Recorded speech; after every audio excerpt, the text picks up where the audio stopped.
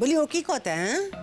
এই এত তেল ঝাল মশলা এই সমস্ত খাওয়া কি শরীরের পক্ষে ভালো নাকি? আমি তো রান্না ছুঁয়েও দেখবো না। এত তেল ঝাল মশলা আমি দিইনি মা। তেল ঝাল মশলা কম দিয়েও রান্নায় স্বাদ করা যায়। আমার শেখাচ্ছে রান্না করতে। শোনো শোনো, এককালে না আমার রান্নার খুব প্রশংসা ছিল, হাঁক ডাকে রান্না ছিল আমার। পাড়া প্রতিবেশী আত্মীয় স্বজন কারো বাড়িতে কিছু হলেই আমায় ডেকে নিয়ে যেত রান্না করতে।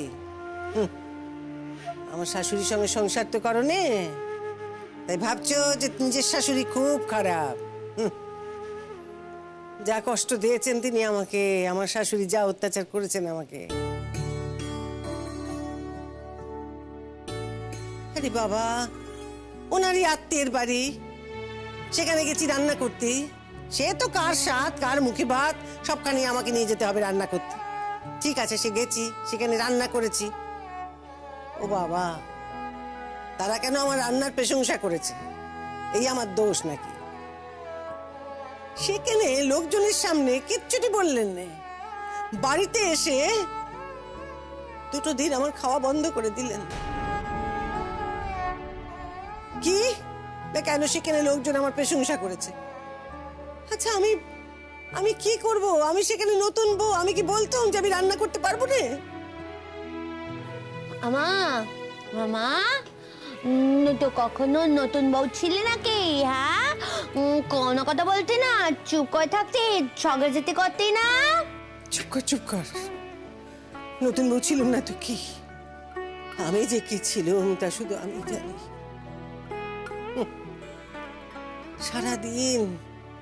সারাদিন রাত এক করে শুধু খেটে যেত। তারপর রাতে যখন শুতে যেতুম ঘরে, তখনও শান্তি নেই। তার আগে শ্বশুর শাশুড়ি দুইজনের পায়ে আচ্ছা করে ভালো করে তেল মালিশ করে দিতে হতো, যতক্ষণ না তাদের ঘুম আসতো চোখে। তারপর শুয়েও কি শান্তি আছে? আমার দিদি শাশুড়ি ছিল না, সে ভোর 4টে বাজতে না বাজতে আমার ঘরে এসে টুক টুক টুক টুক করে ধাক্কা দিত, বলতো বউ খিদে পেয়েছে, খেতে দে খেতে দে। কষ্টও তো লাগতো, আমি না খেতে দিলে তো তাকে খেতে দেবার কেউ ছিল না। না, তার নিজের ছেলের বউ তো তার দিকে ফিরেও তাকাতো না। সেই 2-2:30 ছাড়া পেতুম রাত্রিরে। তারপর আবার ভোরবেলা সে দিদি শাশুড়ির ঘরে গিয়ে আগে তাকে খাওয়াতুম, তারপর তার হাত মুখ মুছিয়ে দিয়ে পরিষ্কার করিয়ে চুল টুল আঁচড়ে এইসব করতে করতে 5টা 5:30। তারপর আবার শুরু হতো সেই রান্না।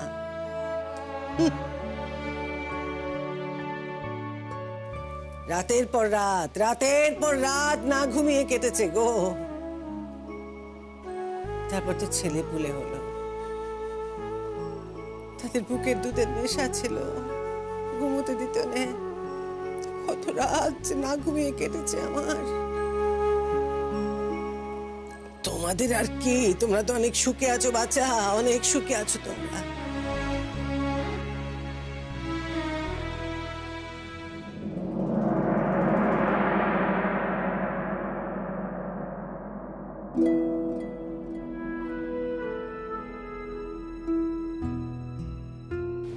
মা মা কাল থেকে তো আপনি একদম খাওয়া দাওয়া করেননি।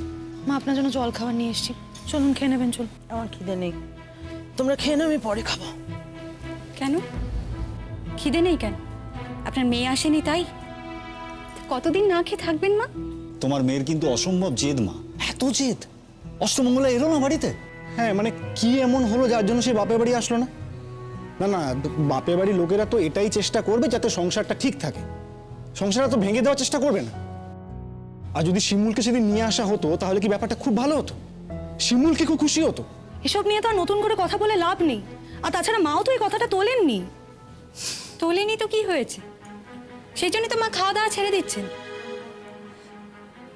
এরপরে যদি মায়ের শরীর খারাপ হয় তখন তো লোকে আমাদেরকেই বলবে যে আমরা মাকে দেখি না। তোমরা না আমার সম্বন্ধে একটু বেশি বুঝে গেছো। এতটা বুঝতে কিন্তু আমি তোমাদের বলিনি, এতটা না বুঝলেও চলবে আমার সম্বন্ধে। এতদিন আমার মেয়েটা সঙ্গে ছিল, সেই জন্য আমাকে একটু মানিয়ে গুছিয়ে চলতে হতো। এখন তো আর সেই বেলায় নেই। তাই একটা কথা মনে রেখো, এই বাড়িটা আমার, পেনশনের টাকা যেটা পাই সেটা আমার আয়, আর আমার যা আয় সেটা দিয়ে আমার খাওয়া পড়া ভালোই চলে যায়। অতএব আমি তোমাদের কারোর উপর নির্ভরশীল নই। আর তাই জন্য আমি চাইবো যে আমার ব্যাপারে বেশি কথা তোমরা বলো না। কি বললে মা? আমরা তোমাকে কথা শোনাই? তোমার মেয়ের বিষয়ে তোমাকে কিছু বললেই তো তোমার গায়ে লেগে যায়। হ্যাঁ, গায়ে লেগে যায়। তোমার মেয়ের সম্বন্ধে বললে তোমারও গায়ে লাগবে, আর সেটা যেদিন বুঝতে পারবে না সেদিনই কথাটা আমাকে বলতে আসবে না। আর একটা কথা, আমার মেয়ে তোমাদেরও বোন হয়, এটা ভুলে যাও না। আর তুমি মা খাবার দাবার ছেড়ে এভাবে বসে থাকবে কেন? ও তো তোমার কথা ভাবলো না, আমাদের কথা নাও ছেড়েই দাও। তোমার কথা ভেবে তোমার কাছে আসতে পারতো। কি বলতো, শিমুল তো আমার মেয়ে, তাই ওর আত্মসম্মান বোধটা না একদম অন্যরকম, সেটা তোমরা বুঝবে না। আসলে ওর অভিমানটা অন্য জায়গায় হয়েছিল। ও জানতো যে ও যদি ভুলক্রমে একবারও এই বাড়িতে আসে তাহলে ওর কি হাড়ির হালটা হবে।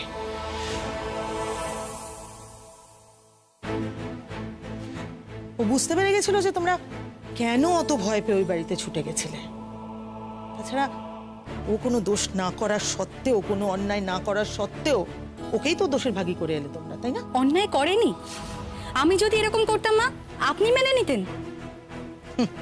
এর থেকে অনেক বেশি অন্যায় তোমরা করেছো বৌমা। আমি কোনোদিন কিছু বলিনি, মাথা ঘামাইনি। আসলে মাথা ঘামাতে ইচ্ছেই করেনি। বাদ দাও, আমি এসব নিয়ে তোমাদের সাথে আর কোনো আলোচনাই করতে চাই না। আচ্ছা মা, তুমি আমাদের সাথে এরকম কেন ব্যবহার করছো বলো তো? হ্যাঁ, আমরা তোমার কি ক্ষতি করেছি? না, তোমরা আমার কিছু ক্ষতি করোনি।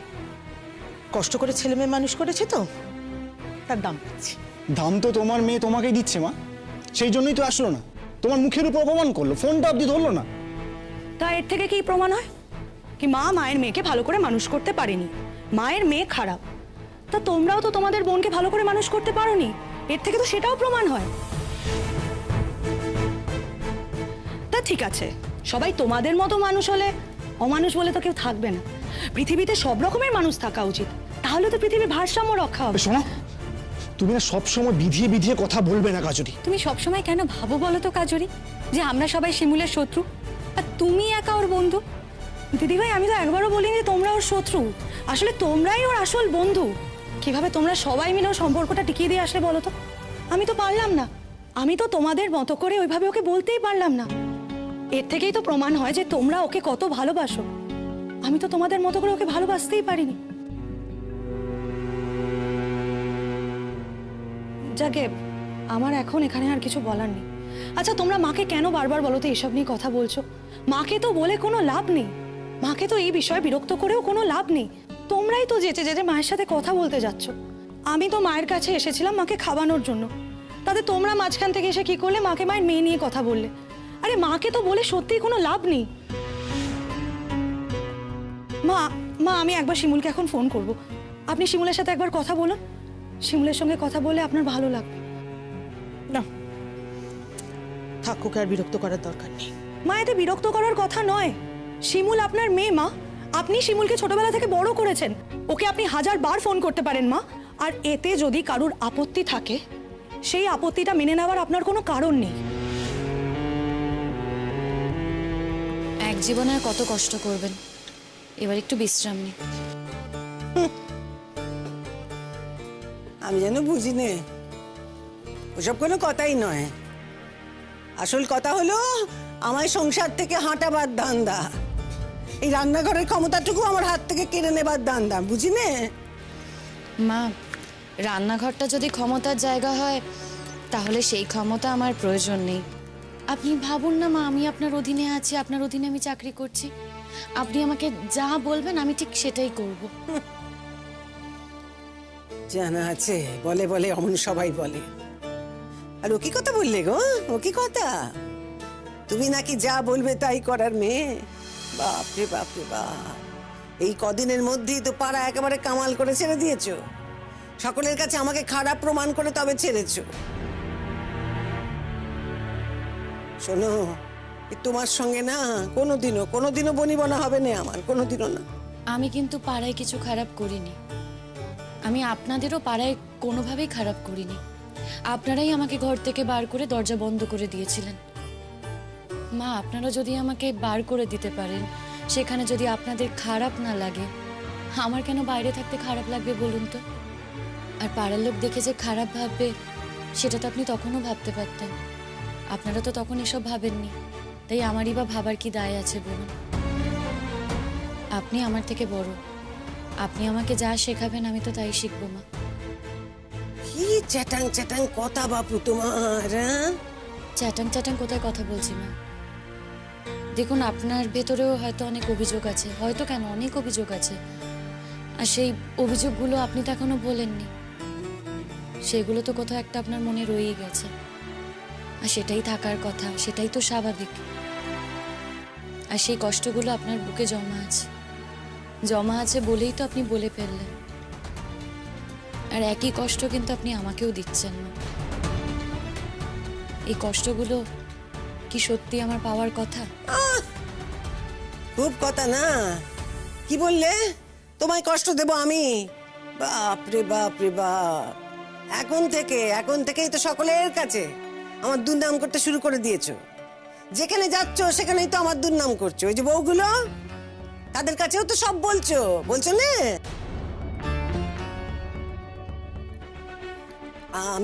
আমি খুব শক্ত ধাতের মানুষই, বলে দিলাম। অত সহজে আমি নরম হই না। তা হবে কেন? তা তো দুনিয়া একদম পাল্টে যাবে বুড়ি। তুই চুপ করবি? না, চুপ করবে না, আমি চুপ করবো না। কারণ এই মেয়েটার সাথে তুই যত খারাপ ব্যবহার করবি, আমি তত বেশি করে এরম করবো। কারণ তুই তো একদিন চোখ বুঝবি নাকি, তখন তো এই মেয়েটাই আমাকে দেখবে। তখন এই মেয়েটা আমাকে দেখবে, মনে মনে ভাববে যে আমার শাশুড়ি আমার জীবনটা একেবারে অতিষ্ঠ করে দিয়েছে, অতিষ্ঠ। আর কি করবো বাছা, যার যার ধর্ম সে করবে। এটা অবরা মেয়ে, তাকে যদি কেউ না দেখে তাহলে তার ধর্ম তার। আমি তো দেখেছিলাম, আমি আমার দিদি শাশুড়ির জন্য সবটা করেছিলাম। এই যে দেখছো আমার দেওর, হ্যাঁ, সে যে এত কথা বলে এখন তার কাছে কম মুখ নাড়া খেয়েছি আমি। একদিন কলেজ যাবার সময় যদি ভাত দিতে এতটুকু দেরি হতো, ব্যাস আমার জীবনটা একেবারে অতিষ্ঠ করে ছেড়ে দিত গো। এখন সব বড় বড় কথা বলছে, সব এখন ভালো মানুষই দেখাচ্ছে। যাক বাবা, যাক। আমার দুঃখের কথা আমি কাউকে বলতে চাই না। না, ও তো ওর মতো ওখানে আছে, তার মধ্যে তো অশান্তি করার দরকারটা কি আছে? শোনো কাজী, তোমার না সব বিষয়ে মাথা ঘামানোর দরকারটা কি আছে বলো তো? মায়ের কষ্ট হচ্ছে, সেটা একবারও বোঝার চেষ্টা করেছো তোমরা কখনো? শিমুল মায়ের কোল পোছা মেয়ে, বাবা মরা মেয়ে।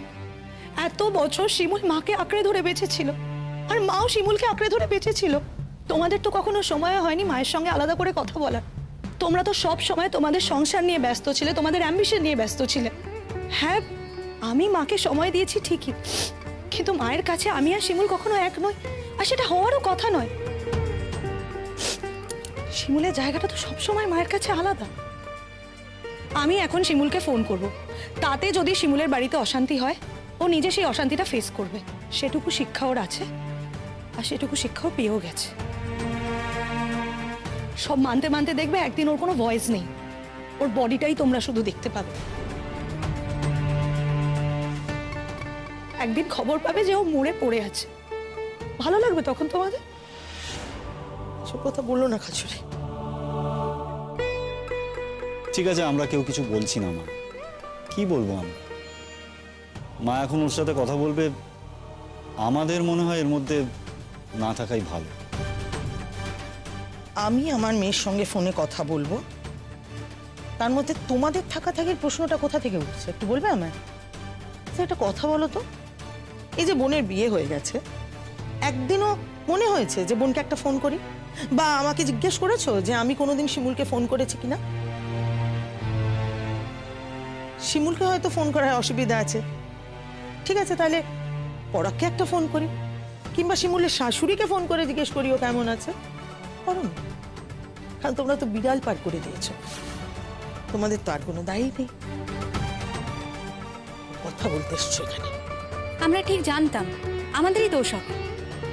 আমরা না হয় কথা বলিনি, কিন্তু কাজরি তো কথা বলেছে। এই বাড়ির থেকে একজন কথা বললেই তো হলো। তাছাড়া কাজরি সবসময় এত দেখভাল করে, আমাদের আবার আলাদা করে কথা বলার কি দরকার? নাও নাও কাজরি, তুমি ফোন করো। তুমি বললেও আমি ফোন করতাম দিদিভাই, তুমি না বললেও আমি ফোন করতাম। ফোন তো আমাকে করতেই হতো।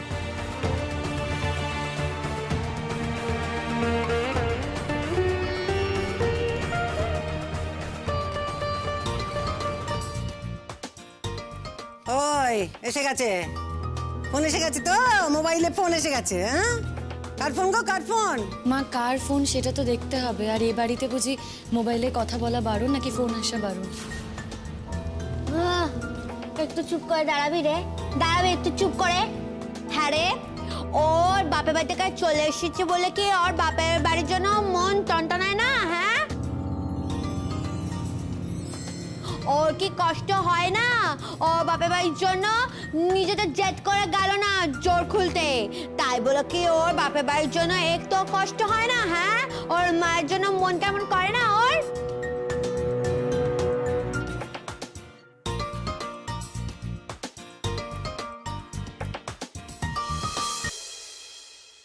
হ্যাঁ ছোট বৌদি বলো। ওই এসে গেছে গো, এসে গেছে, ফোন এসে গেছে, বাপের বাড়ি থেকে ফোন এসে গেছে না? হ্যাঁ মা, বাপের বাড়ি থেকেই ফোন এসেছে। আমার ছোট বৌদি ফোন করেছে, একটু কথা বলে নি। বলো ছোট বৌদি। শিমুল, মা তোর সাথে একটু কথা বলবে, নে। শিমুল, হ্যাঁ মা বলো। একদম ভুলে গেলি না রে?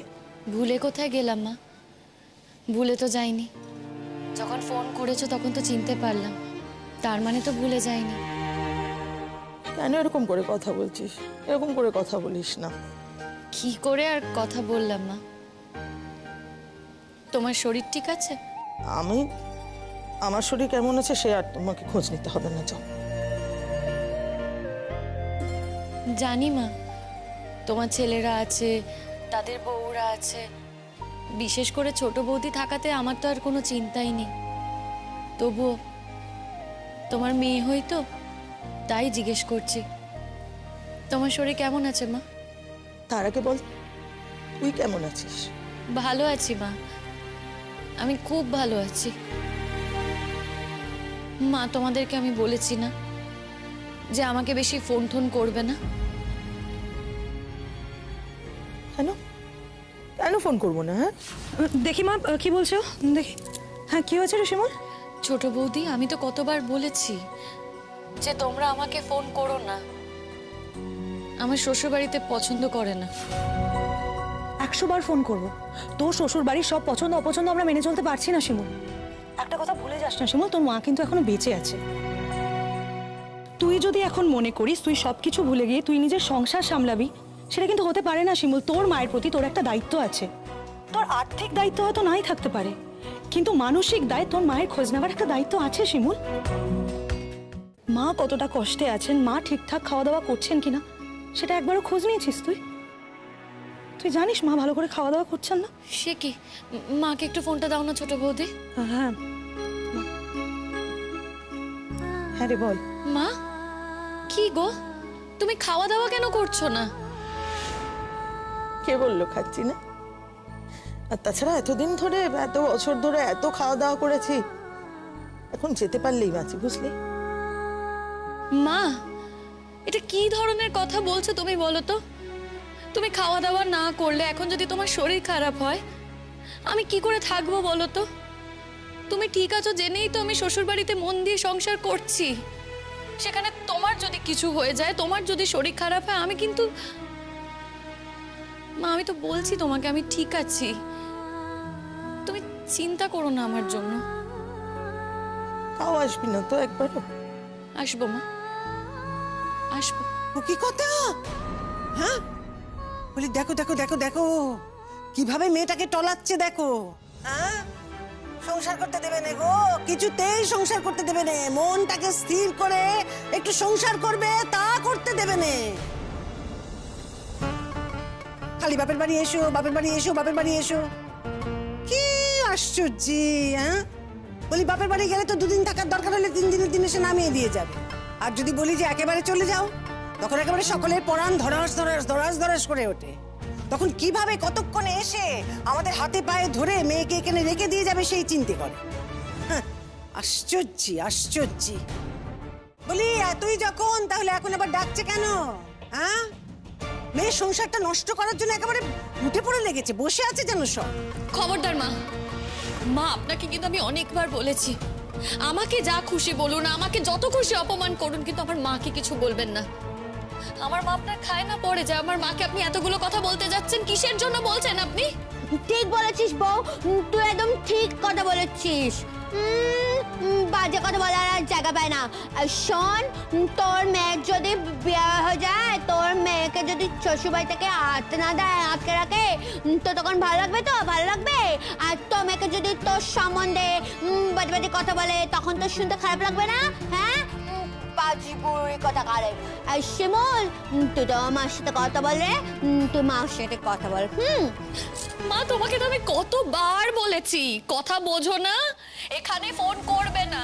ভালো লাগে তোমার? আমার শ্বশুর বাড়িতে তোমাদের ছোট করে, অপমান করে, অসম্মান করে, তাও কেন ফোন করো? ভাবতে পারছো না যে তোমার মেয়ে মরে গেছে? ভাবতে পারছো না যে তোমার মেয়েকে তুমি গঙ্গার জলে ভাসিয়ে দিয়ে এসেছো? বুঝতে পারছো না আমার কথা?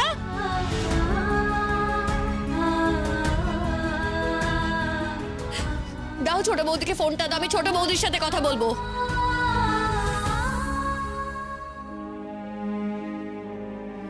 ছোট বৌদি, বারণ করেছি না তোমাদের যে আমাকে ফোন করবে না আর কাউকে ফোন দেবে না। এবার থেকে না আমি ব্যবস্থা করবো, আমি ব্যবস্থা করবো যাতে তোমরা আমাকে ফোন না করতে পারো। আমি তোমাদের নাম্বার ব্লক করে দেব। দেখো, আবার বলছি, যদি দরকার পড়ে আমি তোমাদের ফোন করব, কিন্তু তোমরা আমাকে কেউ ফোন করবে না। বুঝতে পেরেছো কথাটা? চোখের জলে কালো